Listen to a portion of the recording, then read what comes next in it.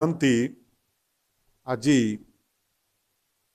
मंत्रिमंडलर 63तम बैठक माननीय मुख्यमंत्री अध्यक्षतार अनुष्ठित होता एवं ए बैठक रे 19टी प्रस्ताव पारित होती एवं माननीय मुख्यमंत्री महोदय को प्रथम धन्यवाद देवी तांकरी नेतृत्व रे तांकरी निर्देश रे एक ऐतिहासिक प्रस्ताव आज पारित कराई।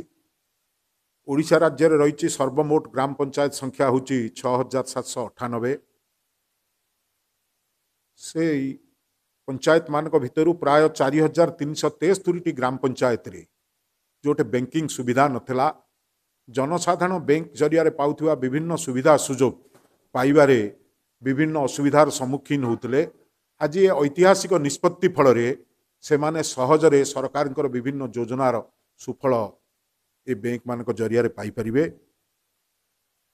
आज राज्य कैबिनेट ओडिशार 4373 बैंक विहीन ग्राम पंचायत रे 500 कोटी टंका बजेट सहायता रे 6टी पब्लिक सेक्टर बैंक यथा state bank of India, Punjab national bank, UCO bank, union bank of India, bank of Baroda एवं बैंक ऑफ इंडिया सहित समन्वय रक्षा करी सीएसपी प्लस बैंकिंग आउटलेट खोलिवार योजना को अनुमोदन करिसेंती।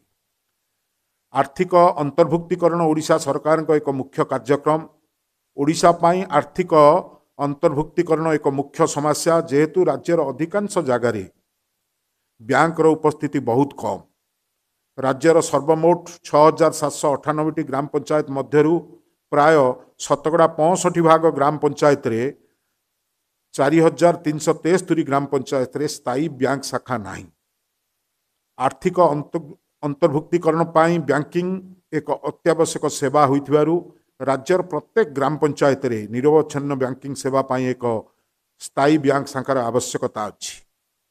आपण माने जानती बैंक गुड़िक द्वारा बैंक विहीन ग्राम पंचायत रे स्थायी बैंक शाखार स्थापन क्षेत्र में अग्रगति अत्यंत मंथर एवं नगण्य।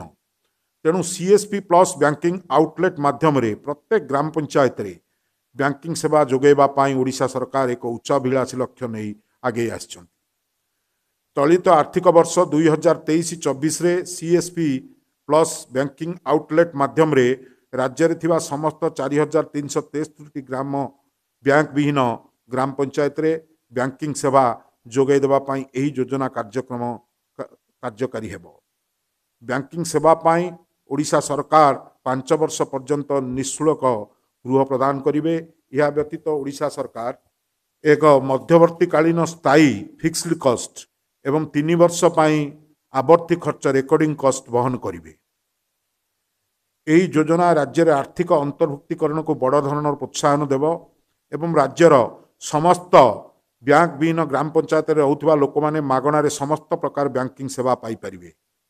वरिष्ठ नागरिक हुंतु, भिन्नक्षम व्यक्ति हुंतु एवं गर्भवती महिला माने डोर स्टेप बैंकिंग सेवा पाइबे एवं ठीक समय रे सरकार प्रत्येक लाभ स्थानांतर डीबीटी योजनार सुविधा मध्य पाई परिवे।